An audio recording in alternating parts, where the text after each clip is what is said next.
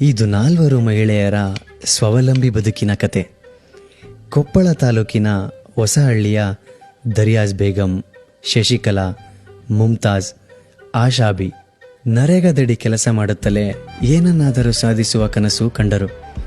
NRLM ಯೋಜನೆ ಅವರ ಕೈ ಹಿಡಿಯಿತು. ಮಹಿಳೆಯರ ಋತು ಶುಚಿತ್ವ ಪ್ಯಾಡ್ ತಯಾರಿಸುವ ಘಟಕ ಸ್ಥಾಪಿಸಿ ತಮ್ಮ ಕನಸು ನನಸಾಗಿಸಿದರು. ಮಹಿಳೆಯರ ಸಮಸ್ಯೆಗಳು ಮಹಿಳೆಯರಿಗೆ ಅರ್ಥವಾಗುತ್ತಲ್ಲವೇ? ಉತ್ಪಾದನೆಯಷ್ಟೇ ಇವರ ಉದ್ದೇಶವಲ್ಲ, ಗ್ರಾಮೀಣ ಮಹಿಳೆಯರು ಅವುಗಳ ಉಪಯೋಗ ಪಡೆದು ಆರೋಗ್ಯವಂತರಾಗಿರಬೇಕು ಅನ್ನೋದೇ ಅವರ ಕಾಳಜಿ. ಹಾಗಾಗಿ ತಾವು ತಯಾರಿಸಿದ ಪ್ಯಾಡ್ಗಳ ಸಮೇತ ನರೇಗಾ ಕಾಮಗಾರಿ ನಡೆಯುವ ವಿವಿಧ ಸ್ಥಳಗಳಿಗೆ ಭೇಟಿ ಕೊಟ್ಟರು.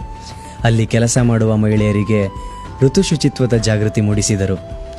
ನರೇಗಾದಿಂದ ಸ್ವಂತ ಆದಾಯ ಕಾಣುತ್ತಿದ್ದ ಹೆಂಗಸರು ತಮ್ಮ ಹಾಗೂ ತಮ್ಮ ಮಕ್ಕಳ ಶುಚಿತ್ವಕ್ಕಾಗಿ ಅವುಗಳನ್ನು ಖರೀದಿಸಿ ಬಳಸಲು ಮುಂದೆ ಬಂದರು.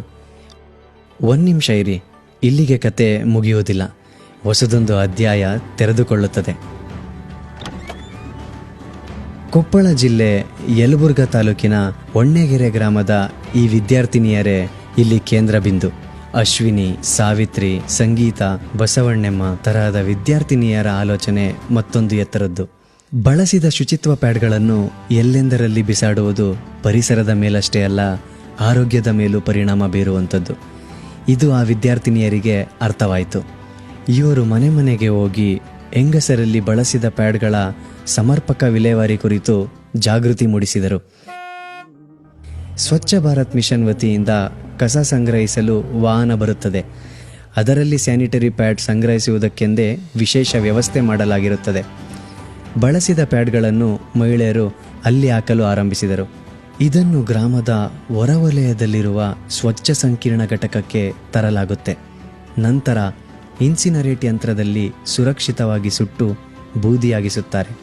ಕೊನೆಗೆ ತ್ಯಾಜ್ಯವನ್ನು ಸುರಕ್ಷಿತವಾಗಿ ನೆಲದೊಳಗೆ ಹೂತು ಹಾಕುತ್ತಾರೆ.